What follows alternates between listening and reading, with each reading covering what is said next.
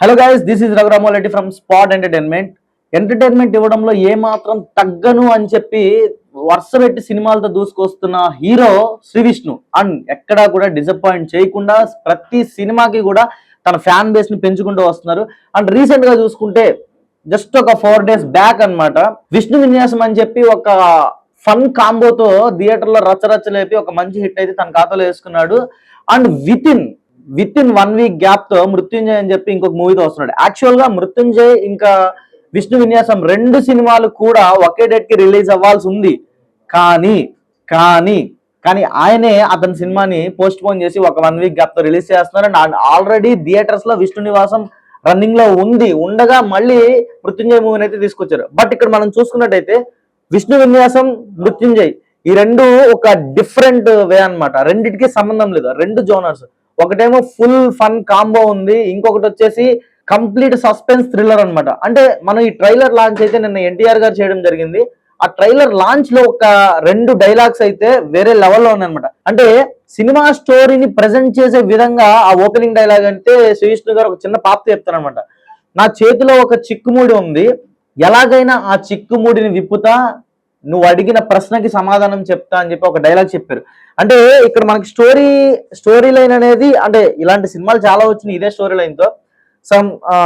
అంటే ఓవరాల్ గా ట్రైలర్ మొత్తం చూస్తే మనకి ఏమనిపిస్తుంది అంటే, ఆ పాప వాళ్ళ తల్లిదండ్రులని ఎవరో మర్డర్ చేసి ఉంటారు. సో దానికి సంబంధించి ఇన్వెస్టిగేషన్ చేస్తూ ఉంటారు. ఆ ఇన్వెస్టిగేషన్ ప్రాసెస్ మన మృత్యుంజయ మూవీ అని అనిపిస్తుంది. కానీ ఇక్కడ హైలైట్ ఏంటంటే, ఒకానొక టైంలో శ్రీ విష్ణు గారు గివప్ ఇవ్వడం, దానికి ఒక సపోర్టింగ్ రోల్ లీడ్ తో ఒక డైలాగ్ చెప్పించి మళ్ళీ హైప్ ని పెంచారు. ఏంటంటే, నేను ఓడిపోతానేమో అని భయం వేస్తుంది అన్నప్పుడు ఆ సపోర్టింగ్ రోల్ లో చేసినటువంటి ఆమె శ్రీ విష్ణు గారితో ఒక మాట చెప్తుంది, ఓడిపోవడం తప్పు కాదు, కానీ ఓడిపోతామనే భయంతో యుద్ధం చేయకుండా ఆగిపోవడం తప్పు అని చెప్పి ఒక డైలాగ్ తో మళ్ళీ సినిమా హైప్ ని అయితే పెంచారు. అండ్ నిజంగా మన డైరెక్టర్ ఎంత తెలివిగల అతనంటే, హుస్సేన్ షా కిరణ్ గారు డైరెక్టర్ ఎంత తెలివైన వారంటే, ఈయన ఎక్కడ కూడా విలన్ ని రివీల్ చేయలేదు. అస్సలు విలన్ ని ఎక్కడా రివీల్ చేయకుండా స్టార్టింగ్ నుంచి విలన్ ఫేస్ కవర్ చేసుకుంటూ, అండ్ ఒకే ఒక్క చోట క్లైమాక్స్ లో మృత్యుంజయ్ అని చెప్పి ఒక వాయిస్ తో జస్ట్ లాస్ట్ లో అండ్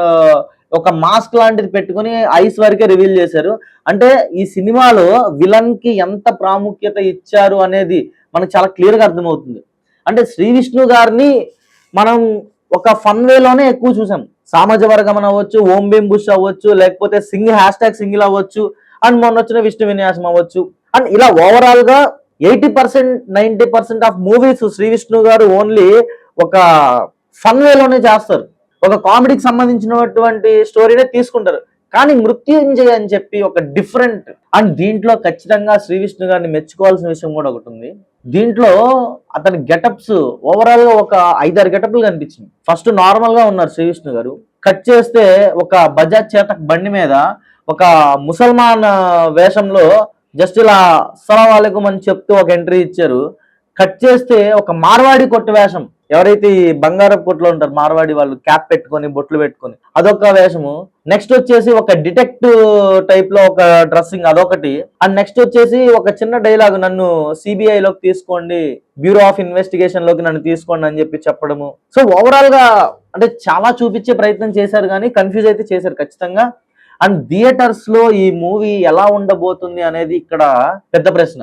ఎందుకంటే ఫస్ట్ థింగ్, శ్రీ విష్ణు గారిని థియేటర్ లో ఆ మృత్యుంజయ్ అనే క్యారెక్టర్ కి ఆడియన్స్ అడాప్ట్ చేసుకోగలగాలి. లేదంటే మాత్రం సినిమా అట్టర్ ఫ్లాప్ అయిపోద్ది, డౌటే లేదు.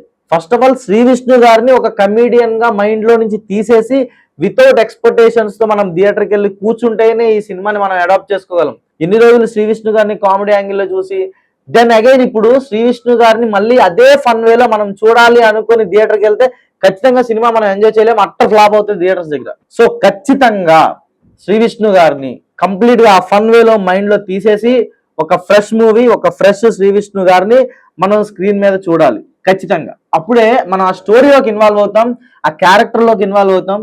సో అక్కడ ఏం జరుగుతుంది అనే సస్పెన్స్ ని మనం చాలా హార్ట్ఫుల్ గా ఎంజాయ్ చేయగలుగుతాం. సో శ్రీ విష్ణు గారిని ఒక ఫన్ వేలో ఎలా అయితే మనం ఆయనకు ఒక మంచి సక్సెస్ నుంచి ఒక మంచి స్థాయిని తీసుకొచ్చామో, ఖచ్చితంగా మృత్యుంజయ్ సినిమాని కూడా థియేటర్ లో ఒక మంచి హిట్ అనేది తీసుకొచ్చి ఖచ్చితంగా శ్రీ విష్ణు గారికి మనందరం సపోర్ట్ ఉండాలి. ఎందుకంటే శ్రీ విష్ణు గారు కూడా ఎలాంటి బ్యాక్గ్రౌండ్ లేకుండా తన స్వయం కృషితో ఈ రోజు ఒక మంచి హీరోగా ఇండస్ట్రీలో ఒక మంచి పర్సన్ గా మంచి పేరు తెచ్చుకున్న శ్రీ విష్ణు గారికి మనం ఎప్పుడూ సపోర్ట్ గా ఉండాలి.